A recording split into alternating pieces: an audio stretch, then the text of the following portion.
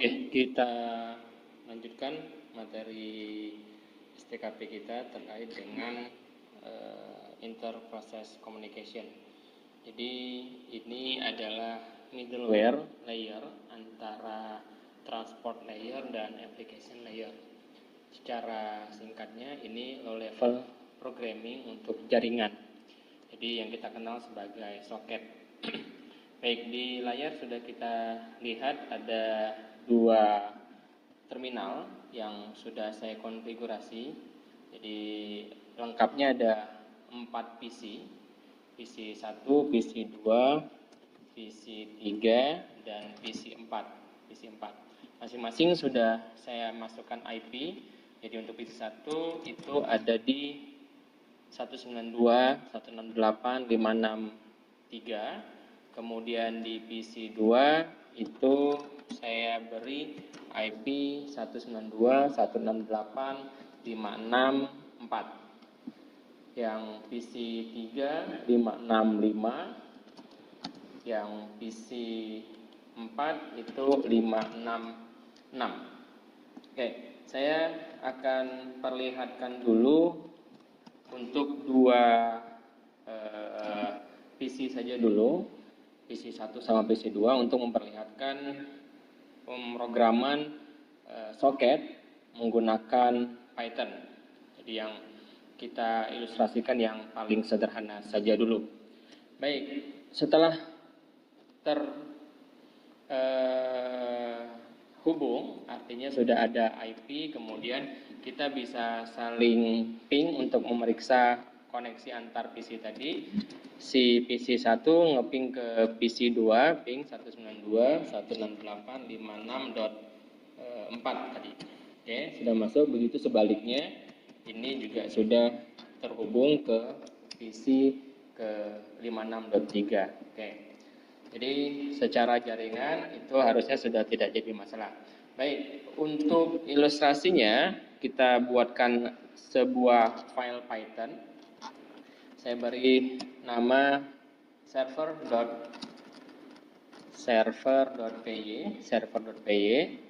Kemudian yang di sebelah kanan atau PC keduanya itu saya beri nama nano client.py atau Python. Oke, ada 3 ilustrasi atau ada beberapa ilustrasi, ada 5 ilustrasi di sebelah kiri atau 5 tahapan, yang di sebelah kanan juga akan melakukan 4 tahapan. Jadi yang pertama adalah si servernya akan menginisialisasi soketnya dulu. Jadi kita menggunakan library di Python. Tentu saja ini bukan hanya untuk Python, semua bahasa pemrograman sudah dapat dipastikan ada soketnya, low level programmingnya, untuk terhubung dengan atau berkomunikasi dengan PC lain secara jaringan. Baik, untuk server.py, langkah pertama inisialisasi soket, karena kita akan menggunakan soket. Berarti di sini kita import dulu nanti inisialisasi soketnya. Kemudian step kedua adalah memberi jalur komunikasi. Jadi si pintu dari komunikasinya dibuka oleh server menggunakan soket tadi, sehingga PC-PC lain melalui pintu itu untuk berkomunikasi. Ketiga adalah menentukan jumlah antrian komunikasi. Jadi dalam satu waktu si server ini atau si pintu ini hanya mengizinkan satu antrian saja atau boleh di-customize berikutnya.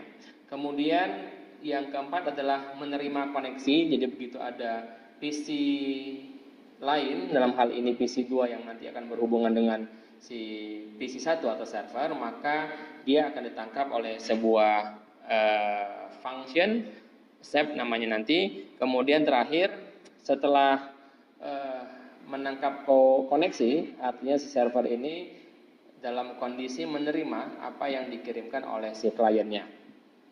Oke, kemudian di sisi sebelah kanan, sama seperti yang tadi, inisialisasi soket dulu, sisi kliennya. Kemudian nomor 2 terhubung dengan jalur komunikasi yang sudah dibuat. Artinya pintu yang sudah dibuat oleh si server tadi harus diketahui, harus ditentukan, kemudian dihubungkan di klien menggunakan pintu yang sama. Jadi klien harus dikasih tahu melalui pintu yang mana, alamat dan port yang mana, sehingga si klien bisa menghubungi si server tadi. Kemudian si klien ini dalam ilustrasi kita akan mengirim sebuah data, untuk kemudian nanti akan diterima oleh si servernya. Ya, jadi si klien sebagai sender, kemudian si server sebagai receivernya. Kemudian nanti kita akan coba ilustrasikan kebalikannya, artinya si server akan mengirim data, entah itu balasan atau data baru, kemudian akan diterima oleh si kliennya. Oke, itu step-step yang harus kita lakukan di soket. Ini tentu saja nanti penyesuaian skripnya sesuai dengan bahasa pemrograman yang nantinya akan digunakan. Tapi secara tahapan atau secara flowchart, inilah yang nanti akan dilakukan kalau kita menggunakan basic atau fundamental dari komunikasi interproses. Baik, kita mulai dari server dulu. Jadi kita import dulu soketnya. Tentu saja soket ini adalah library yang sudah otomatis bawaan atau default dari si bahasa pemrograman, artinya kita tidak perlu install atau menambahkan dependensi baru atau dependensi yang dibutuhkan lagi karena sudah tertanam di bahasa pemrogramannya. Oke, kemudian inisialisasi soketnya saya buat di sini saja. Oke, menggunakan variabel s, ini saya enter dulu, socket.socket, kemudian socket.inet. Oke, ini adalah konstruktor dari socket yang isinya kita tentukan apakah ini akan menggunakan localhost atau menggunakan IP versi 4 untuk jaringan atau menggunakan IP versi 6 untuk terhubung ke jaringannya. Jadi sederhananya seperti ini, inisialisasi socket, kemudian kita memberi jalur atau membuat jalur komunikasi s.bind dalam kurung ini tuple, jadi harus ada dua parameter di dalamnya. Parameter pertama kita isi dengan IP, tentu saja IP atau interface yang digunakan oleh si server untuk sebagai pintunya, kita masukkan 56.3, kemudian portnya bebas selama masih di ring yang kosong, kita kasih 1000 misalkan. Jadi ini jalur yang nantinya akan dipasang di masing-masing klien, artinya si server membuka diri di port 1000 seperti itu. Kemudian menentukan jumlah antrian komunikasi, kita menggunakan slisten. Oke, yang ini bebas sesuai dengan kebutuhannya nanti, kita pasang di satu saja dulu. Oke, berikutnya karena si server harus tetap menjaga jalurnya tetap terbuka, maka kita gunakan while true. Ya, jadi si koneksinya tetap terhubung, terbuka tanpa harus mematikan servernya. Jadi biarkan dia berputar atau nge-looping sesuai dengan kebutuhan dari jaringan tersebut. Oke, menerima koneksi, jadi ini sebentar, saya taruh di sini, connection address s.accept. Nah, ini adalah fungsi yang digunakan untuk menerima koneksi dari klien. Jadi begitu ada klien yang terkoneksi ke jalur yang sudah kita tentukan tadi, ditangkaplah oleh si S atau socket.accept ini. Di sana akan ada dua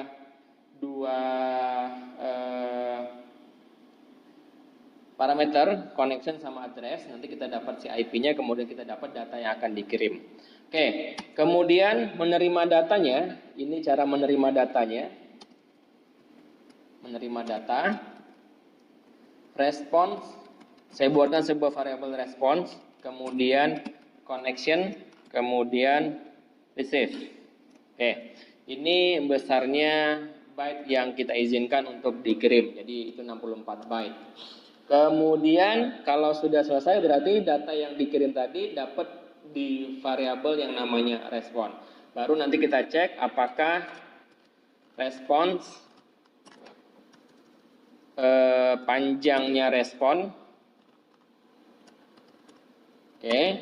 di atas atau lebih besar dari 0. Jadi kalau ada isi dari responnya, maka kita coba tampilkan hasilnya menggunakan response.decode. Seperti pembahasan sebelumnya, data yang dikirim itu di marshal oleh si sender dan di unmarshal oleh si receiver. Di bahasa pemrogramannya di decode dan di encode oleh si klien dan di decode oleh si server. Oke. Untuk servernya cukup sampai di sini. Kita save, kemudian yang kliennya kita coba import dulu, import soket sama hal yang sama kita lakukan. Kemudian inisialisasi soketnya sama kayak sebelah, S sama dengan socket.socket. Karena kita menggunakan IP yang sama, IP versi 4, maka tadi seperti yang saya jelaskan AF inet. Oke. Kemudian terhubung dengan jalur komunikasi. Kalau yang tadi si receivernya atau si servernya itu menggunakan bind, sekarang kita menggunakan S-Connect atau fungsi yang namanya connect. Untuk sama kayak tadi, kita harus samakan pintunya. Jadi kita melalui pintu 192, ini tipe data tuple 56.3, kemudian di port yang 1000. Jadi kita pasang di port yang 1000. Oke, sudah selesai, sudah masuk ke jalur komunikasi. Kemudian sederhananya kita coba kirim pesan message hello dari klien. Kemudian kita kirimkan menggunakan fungsi yang namanya send. Baru kita masukkan variabel message tadi, tentu saja seperti yang saya sampaikan tadi harus di-decode.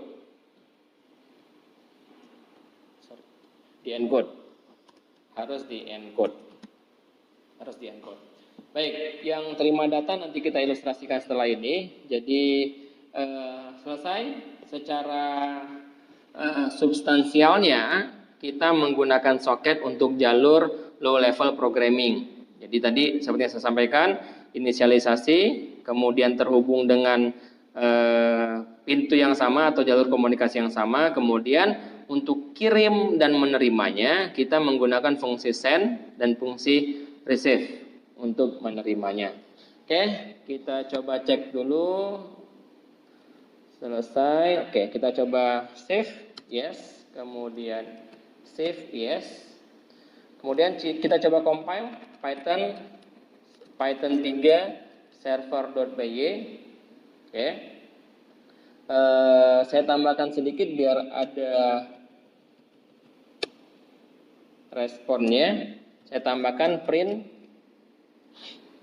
menunggu komunikasi. Oke. Jadi biar tidak terlihat diam, maka kita coba tambahkan sebuah teks. Jadi kita jalankan yang server dulu, server.py, enter. Oke, itu menunggu komunikasi, artinya pintu sudah dibuka, server sudah standby, tinggal si klien yang akan mengirimkan datanya. Jadi si klien kita gunakan Python 3 client.py, enter, selesai. Itu hello-nya sudah muncul di servernya. Jadi dua PC ini sudah saling berhubungan. Jadi kalau mau sedikit lengkap, boleh kita tambahkan alamat si pengirimnya, address, koma. Oke. Jadi kita tahu bahwa data itu atau pesan itu dikirim melalui PC yang mana. Menunggu komunikasi, kemudian Python 3.client, enter. Tuh kita bisa lihat bahwa hello-nya dikirim dari IP 192.168.56.4. Oke. Itu sudah satu arah. Kita coba buat dua arah. Jadi si servernya kita coba buat juga mengirim pesan balasannya. Jadi kirim datanya di sini. Jadi begitu ada hello dari si klien, si server juga membalasnya dengan hello juga, misalnya hello to misalkan. Saya buat di sini reply sama dengan hello to. Oke. Kemudian sama persis dengan yang tadi. Jadi kita cukup menggunakan connection dot send untuk ngirim si datanya. Oke, ini kebalik. Saya taruh di sini connection send. Saya susun dulu, kirim datanya ada di sini. Oke, kirim datanya ada di sini karena tadi sudah selesai bagian terimanya ada di atas.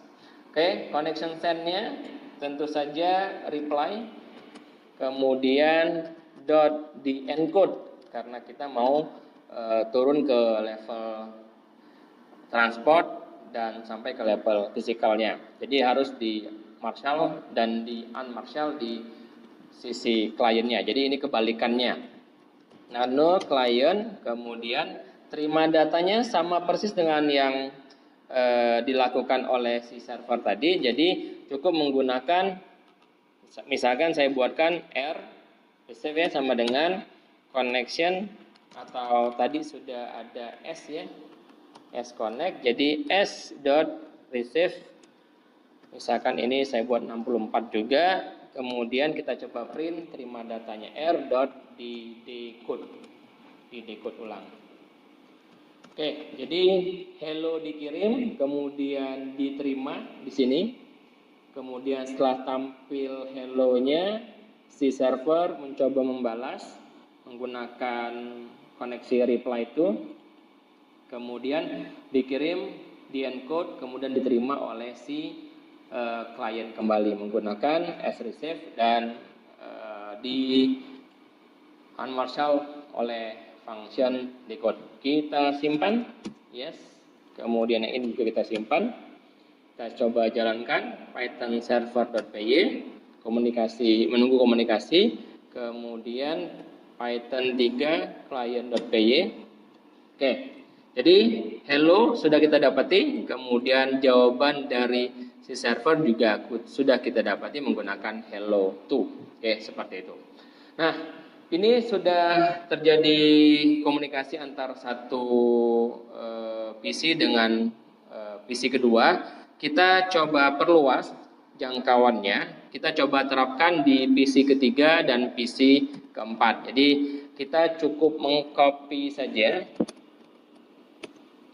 apa yang sudah kita lakukan tadi, copy, kemudian saya masukkan ke sini nano server.py, client.py, enter, saya pastekan di sini. Oke, client.py, ini tadi. Oke, saya masuk ke folder socket dulu karena sudah saya kategorikan di sebuah folder namanya socket, enter, kemudian nano client.py. Oke, jadi kita hapus, kita paste yang tadi mana cat, kita copy, pastekan script tadi. Tentu saja jangan diubah bagian 56.3-nya karena ini akan menjadi pintu masuk ke servernya. Oke, saya simpan, kemudian saya lakukan di PC ketiga juga. Nano client.py. Saya tadi pastikan dulu, saya hapus dulu yang sebelumnya. Kemudian saya copy, saya masukkan ke PC 4. Oke, jadi tidak ada yang saya ubah, hanya copy paste dari script yang ada di PC kedua tadi, kemudian simpan.